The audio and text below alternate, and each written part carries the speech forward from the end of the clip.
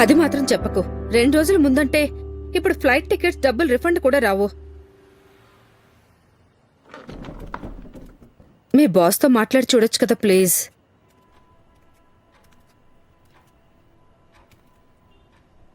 Okay, వద్దని చెప్తే ఇంకేం చేస్తాం? ప్రతిసారి మీ ఫ్యామిలీ వాళ్ళు ఇలాగే చేస్తారు. ఓకే, పెట్టేస్తున్నాను. ఇంకా నువ్వు పడుకోలేదా? ఏమైంది? డాడీ రావట్లేదు ఈసారి. అయితే ఏంటి, మనిద్దరం వెళ్దాం డిన్నర్కి. కానీ జోయాతో నీకేదో ప్లాన్ ఉందన్నావు కదా? అమ్మా, నేను రేపు మాట్లాడతలే జోయతో. లేదు, నువ్వు వెళ్ళు. నువ్వు ముందే ప్లాన్ చేసుకున్నావు కదా. అరే, షోస్ ఎప్పుడు ఉండేవే కదా, ఇంకో రోజు చూసుకొని వెళ్తాంలే. Thank you. ఇప్పుడు నువ్వు సెంటిమెంట్ అవ్వకు, లేదంటే మళ్ళీ నీ డిసిజన్ చేంజ్ చేసుకుంటావు.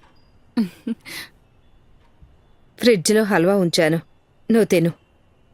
ఓకే, తొందరగా పడుకో. ఓకే. హా.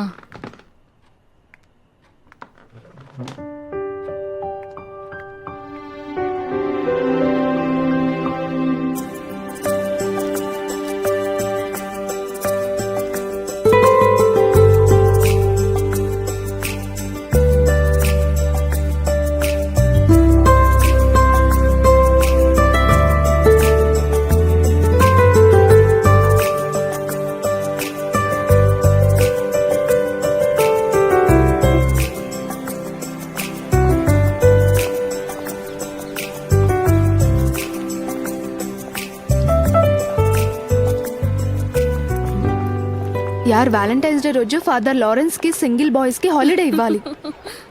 వీళ్ళ పర్ఫార్మెన్స్ చూసి తట్టుకోలేకపోతున్నా.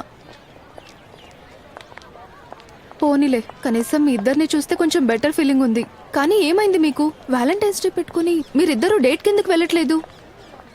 నాకు చాలా విచిత్రంగా అనిపిస్తుంది. ఇప్పటికీ టైం ఉంది, ఒకసారి సాహిల్తో మాట్లాడు. అరే యార్, తను ఒప్పుకోకపోతే? ఛాన్సే లేదు. బాయ్ ఆద్య, బాయ్ జాస్మిన్.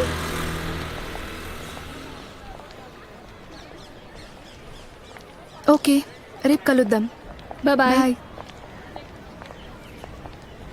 ఆద్య, మీ డాడీకి కూడా వ్యాలంటైన్ డే దొరికిందా? నాన్నా,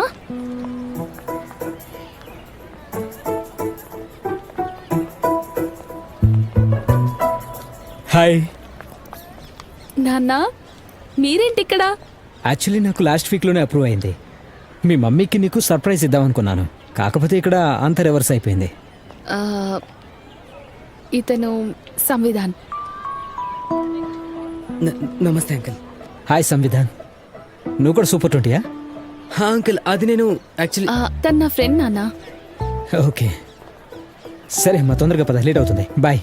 Bye. లేదంటే మీ అమ్మ కోపంతో వేరే వాడితో వ్యాలంటైన్ డేకి వెళ్ళిపోతుంది. నేను కార్ రివర్స్ చేస్తాను.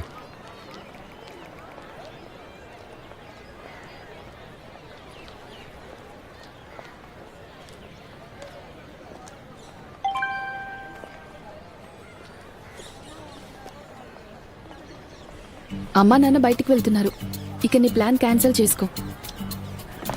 Yes.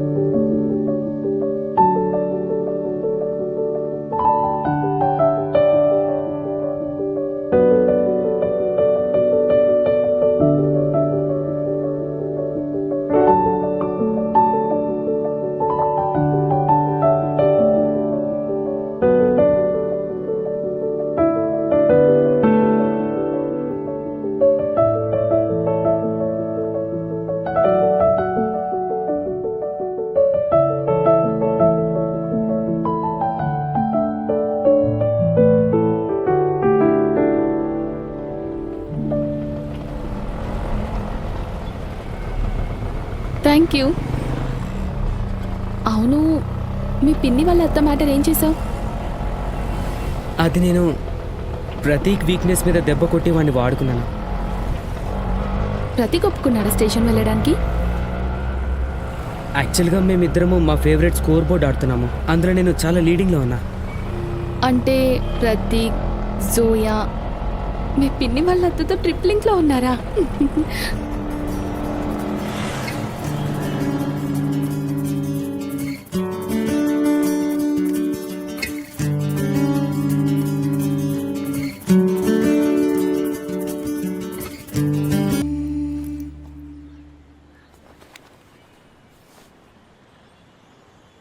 By the way, happy valentine's day.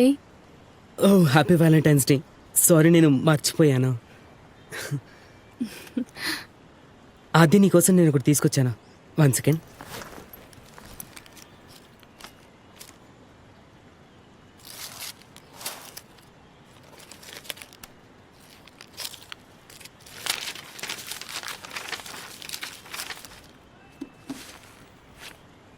ఇవి నీకు అసలు ఎక్కడ దొరికాయి? థ్యాంక్ యూ సామ్, ఇది నా లైఫ్లోనే బెస్ట్ గిఫ్ట్.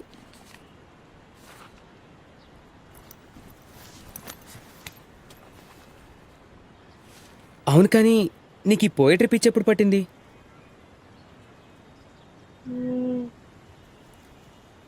థర్డ్ స్టాండర్డ్ నుండి. థర్డ్ స్టాండర్డ్ నుంచా? సరే అయితే ఓకేలే. అప్పుడు నువ్వెవరో కూడా నాకు తెలీదు. లేదంటే నీ పోయట్రీతో నేను చుక్కలు చూసేవాడినేమో. ఎవరికి తెలుసు, మనం అప్పుడే కలిసుంటే జాస్మిన్కి నీకు సెట్ చేసేదాన్నేమో. అవును, నీకు జాస్మిన్ పిచ్చి ఎప్పుడు పట్టింది? జాస్మిన్ పిచ్చి సెకండ్ స్టాండర్డ్ నుంచి. చాలా లైక్ చేసేవాడు తనని. చేసేవాణ్ణి, కానీ నేను జాస్ని లైక్ చేసేవాడిని, జాస్మిన్ని కాదు. నా వయసు 7-8 ఇయర్స్ ఉన్నప్పుడు అప్పటి నుంచి తరుణ్ కన్నా నా ఫేవరెట్ యాక్టర్. ఎంత బాగా స్టంట్లు చేసేవాడు. కార్ రేసింగ్, బైక్ వీలింగ్ చేయడం, ఒకేసారి 8-9 గుండాలను పంచ చేసి కొట్టడం. ఆ తర్వాత నేను కొంచెం పెద్దన్నాయాక MCS థియేటర్లో సన్నిత్రి షూటింగ్ నడుస్తుంది. అలాగే మా నాన్న చూడటానికి తీసుకెళ్లేవాడు. యార్, రియల్ లైఫ్లో అద్భుతంగా ఉంటుంది స్టంట్స్ చేస్తుంటే. కానీ అప్పుడు డైరెక్టర్ కట్ అని చెప్తే అప్పుడు తెలిసిపోయేది అతను తరుణ్ కన్నా కాదు, వేరే ఇంకెవరో అని. ఆయన హీరోలాగే డ్రెస్ వేసుకొని, విగ్ పెట్టుకొని అన్ని స్టంట్స్ చేసేవాడు. ఇంకా ఇంకా తరుణ్ కన్నా పక్కన కూర్చొని సమోసా తింటున్నాడు.